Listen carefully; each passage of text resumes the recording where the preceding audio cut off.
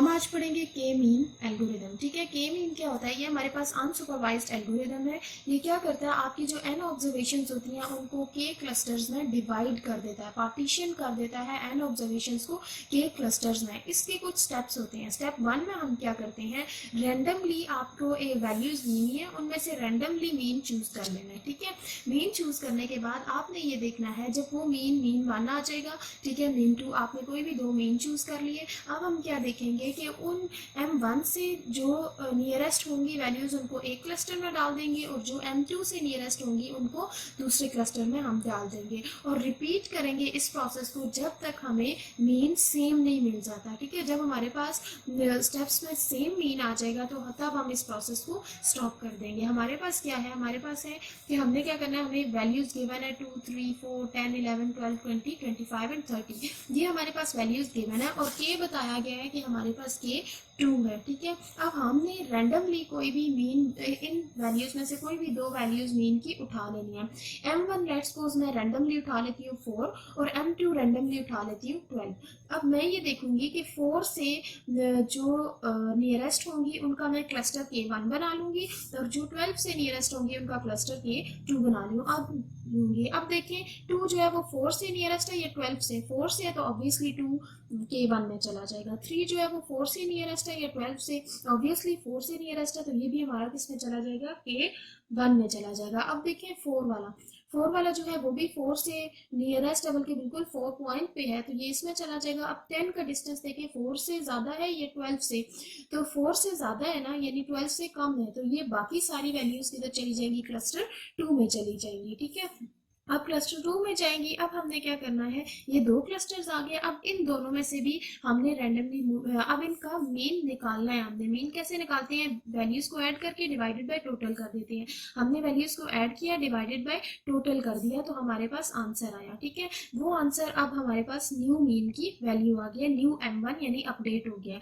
इसी तरह K2 में से भी हमने सब वैल्यूज को ऐड करके डिवाइडेड बाय टोटल करना है, तो वो हमारे पास जो भी आंसर आएगा वो न्यू मीन 2 हो जाएगा। अब हमने क्या करना है, अब हमने ये देखना है कि हमारे पास जो है ये वाली वैल्यूज अब इनसे कंपेयर करेंगे। ठीक है, अब देखें 3 से जो भी हमारे पास है, अब देखिए हमारे पास क्या है, 3 से नियरेस्ट कौन सी है उसको अब हम K1 में डालेंगे। अब 3 से नियरेस्ट देखें, 2 3 से नियरेस्ट है, हम इसमें डाल देंगे। 3 भी इसी में आएगा।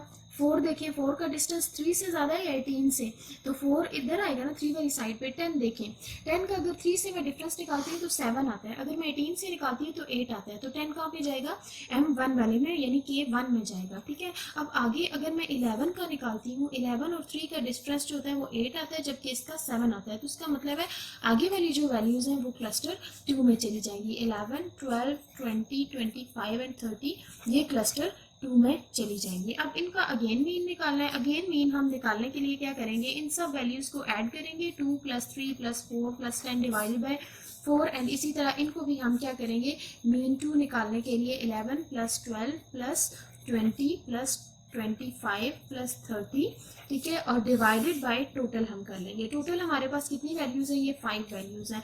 अब मीन 1 हमारे पास क्या आ जाएगा, जो मीन 1 है वो हमारे पास आएगा 4.75, that is approximately equal to 5। And mean 2 हमारे पास क्या आएगा, मीन 2 हमारे पास आएगा, इसको जब हम डिवाइड करते हैं तो हमारे पास आता है 9, हमारे पास आता है ये 19.5 आता है, दैट इज राउंड अबाउट 20। ठीक है, तो ये हमारे पास क्या हो जाएगा, इसकी वैल्यू 20 आ जाएगी। अब हम क्या कहते हैं, हमारे पास ये आया है 20। अब हम ये कहते हैं कि मीन 1 भी आ गया, मीन 2 भी आ गया। अब हमने अगेन क्या करना है, अब 5 वाला, अब न्यू मीन में एक 5 पड़ा हुआ है और एक 20 पड़ा हुआ है। ठीक है, अब हमने इससे मैच करना है। देखिए 2 का डिस्टेंस 5 से ज़्यादा है, ये 20 से ज़्यादा है। ठीक है, तो 5 से कम है ना, तो 2 वाला इसमें आ जाएगा। इसी तरह से 3 वाला, इसी तरह से 4 वाला, 10 वाला, 11 वाला और 12 वाला। अब आगे देखें क्लस्टर 2 में क्या जाएगा, देखिए 20 का डिस्टेंस 20 से बिल्कुल 20 के इक्वल है ना, तो 5 से तो बहुत ज़्यादा हो जाता है, इसलिए हम 20, 25 और 30 को इस K2 में डाल देंगे। अब इनका अगेन हम मीन निकालेंगे। अगेन मीन निकालने के लिए हमारे पास क्या होगा, इन्हीं को फर्दर डिवाइड बाय 2 ऐड करेंगे और डिवाइड करेंगे, 2 + 3 + 4 + 10, 11, 12 डिवाइडेड बाय कितनी वैल्यूज है ये हमारे पास 6, और इसी तरह से 20 प्लस 25 प्लस 30 डिवाइडेड बाय हमारे पास कितनी वैल्यूज हैं ये 3।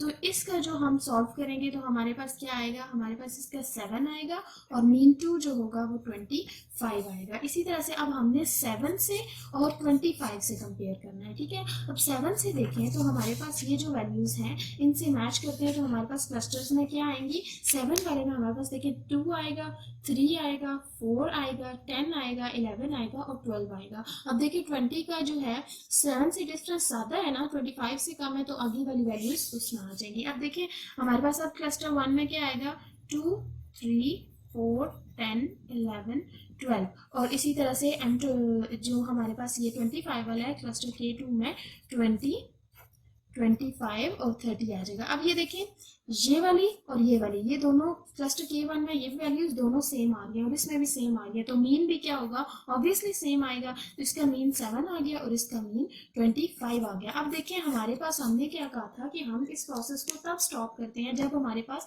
मीन सेम आ जाता है। अब इसका भी मीन सेम आ गया, इसका भी मीन सेम आ गया, दोनों का सेम आया, तो तब हम अपने प्रोसेस को स्टॉप कर देंगे। ये था के मीन एल्गो, जिसमें आप रैंडमली मीन चूज करते हैं, नियरेस्ट वालों को क्लस्टर में डालते हैं और रिपीट करते हैं जब तक कि सेम मीन नहीं आता। Thank you.